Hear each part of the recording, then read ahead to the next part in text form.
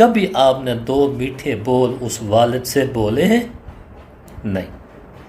جب بھی بولیں گے تلخ بولیں گے، ترش بولیں گے۔ یہ تو آپ کو اس وقت پتہ چلے گا جب یہ سایہ آپ کے سر سے اٹھ جائے گا۔ نہ ماں ہوگی دعا کے لیے، نہ باپ ہوگا آپ کے لیے دعا کرنے والا۔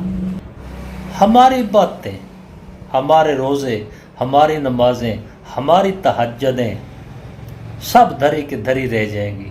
اگر صرف ماں اور باپ نے آپ کے حق میں بد دعا کر دی تو سب کے سب دھرے رہ جائیں گے۔ اور آپ جانتے ہیں کہ والدین کی دعا، ماں کی دعا اور والد کی دعا، آپ کے ابو کی دعا عرش کو ہلا دیتی ہے۔ اور جب یہ دعا عرش پر پہنچتی ہے تو نہ پھر آپ کا رب آپ کا، نہ پھر آپ کا نبی آپ کا، اور نہ پھر آپ کے والدین آپ کے۔ ایک قاتل جو ہوتا ہے نا، ایک مرڈرر جو ہوتا ہے، جو قتل کرتا ہے، وہ قتل کرنے کے پیسے لیتا ہے آپ سے، لیکن آپ بار بار قتل کرتے ہیں۔ اور کس کا قتل کرتے ہیں وہ میں آج آپ کو بتانا چاہتا ہوں۔ آپ روز اپنے والدین کا قتل کرتے ہیں، کبھی اپنی ماں کا قتل کرتے ہیں، کبھی اپنے باپ کا قتل کرتے ہیں۔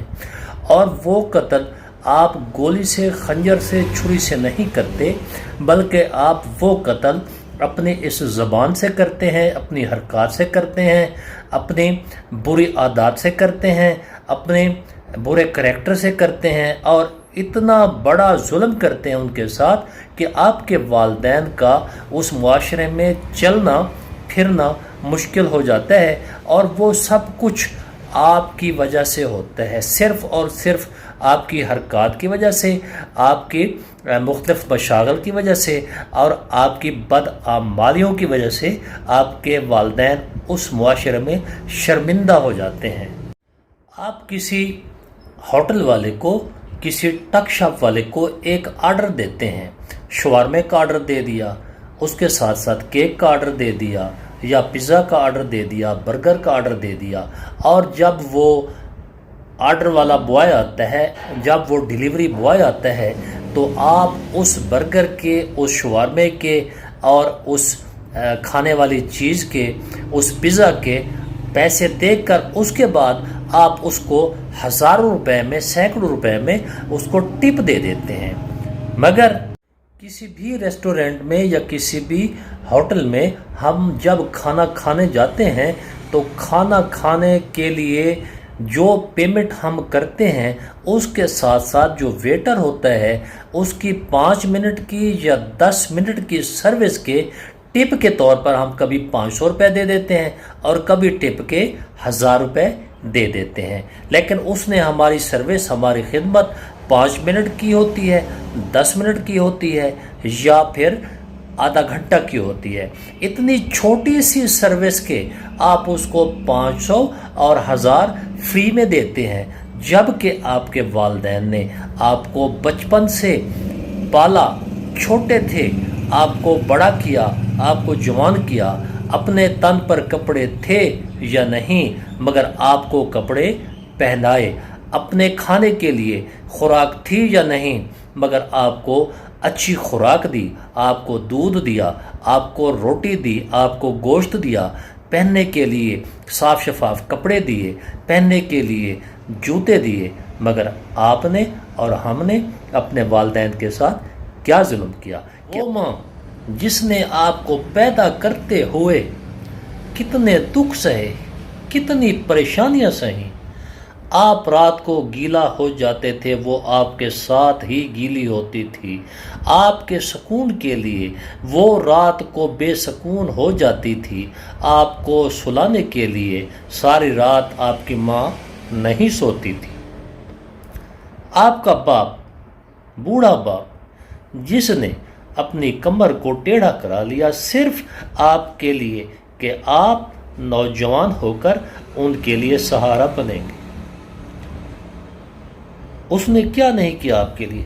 وہ باپ جس نے اچھے مستقبل کے لیے، آپ کے اچھے مستقبل کے لیے اپنے تن کو، اپنے من کو بے سکون کر دیا تاکہ آپ کا مستقبل سنور سکے۔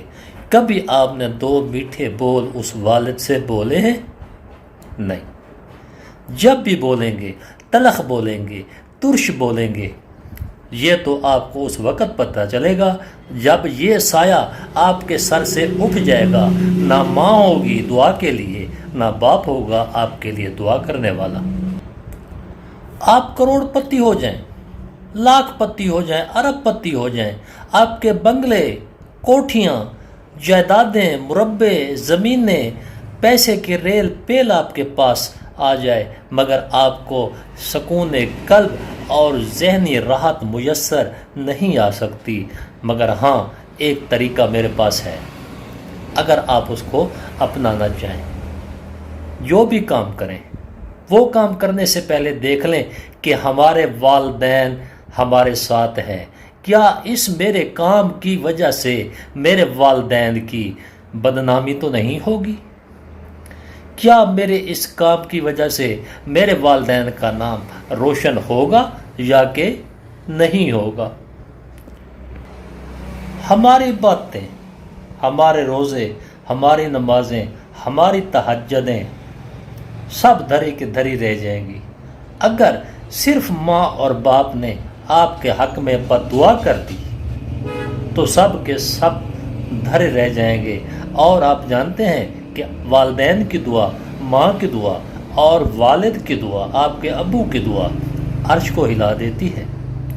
اور جب یہ دعا عرش پر پہنچتی ہے تو نہ پھر آپ کا رب آپ کا، نہ پھر آپ کا نبی آپ کا، اور نہ پھر آپ کے والدین آپ کے۔ اسلام نے ہمیں کیا سبق دیا ہے؟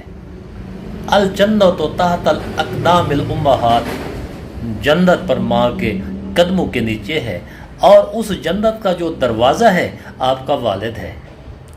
اگر جنت محفوظ، اس کا دروازہ محفوظ نہیں ہے تو پھر آپ بھی محفوظ نہیں ہیں۔